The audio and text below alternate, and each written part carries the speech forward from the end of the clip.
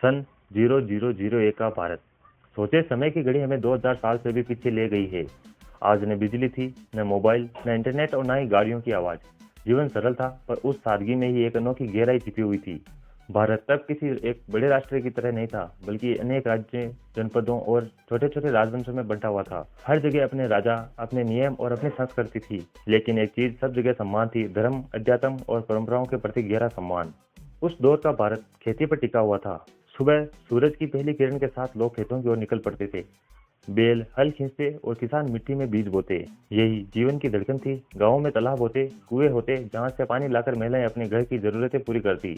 जीवन कठिन जरूर था, पर उसमें अपनापन और संतोष भरा हुआ था। समाज में धर्म का बड़ा महत्व था। लोग मानते थे कि हर काम देवताओं की कृपा से ही सफल होता है। घरों में पूजा होती, मंदिरों की घंटियां गूंजती और साधु संत गांव गांव घूमकर उपदेश देते। बौद्ध धर्म और जैन धर्म का भी गहरा प्रभाव पड़ा था, और महावीर की शिक्षाएं उस समय लोगों के जीवन का हिस्सा बन चुकी थी। करुणा, अहिंसा और सत्य का संदेश लोगों की सोच में उतर चुका था।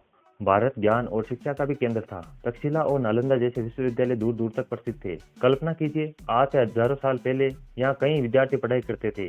वेद, गणित, खगोल शास्त्र, चिकित्सा और दर्शन की शिक्षाएं दी जाती थी। संस्कृति, पाली और प्राकृत भाषाएं बोली जाती थी, और शास्त्रों का अध्ययन एक गौरवपूर्ण परंपरा मानी जाती थी। कला और संस्कृति की बात करें तो भारत सचमुच एक खजाना था। लोकगीत और नृत्य हर त्योहार का हिस्सा थे। लोग ढोलक, वीणा और बांसुरी की धुन पर झूम उठते। गाँव के चौपाल में लोक कथाएं सुनाई जाती थी। कथावाचक महाभारत और रामायण की कहानियां सुनाकर लोगों को मंत्रमुग्ध कर देते। उस समय शिल्पकला और मूर्तिकला का भी अद्भुत विकास हो रहा था। मंदिरों और गुफाओं की दीवारें सुंदर नक्काशियों से सजने लगी थी। उस दौर में यात्रा करना आसान नहीं था। बैलगाड़ी, घोड़े और हाथी यात्रा करने के मुख्य साधन थे। फिर भी व्यापारी लंबे लंबे रास्ते तय करते। भारत से कपड़े, मसाले और कीमती रत्न दूसरे देशों तक पहुंचाते। रेशम मार्ग के जरिए भारत का व्यापार चीन, रोम, मिस्र तक जुड़ा हुआ था। विदेशी लोग भारत को सोने की चिड़िया कहते थे। राजनीति की तस्वीर भी दिलचस्प थी। जगह जगह राजा थे, कुछ बड़े, कुछ छोटे। कोई युद्ध करता, कोई शांति चाहता, तो कोई धर्म और ज्ञान के संरक्षण में लगा रहता। महलों में वैभव था, पर गांवों में साधारण जीवन ही बहता था। राजा अक्सर विद्वानों और गुरुओं का सम्मान करते थे, उन्हें दान देते थे। समाज में जाति व्यवस्था भी थी, जिसमें लोगों के काम और जीवन शैली को बांध रखा था।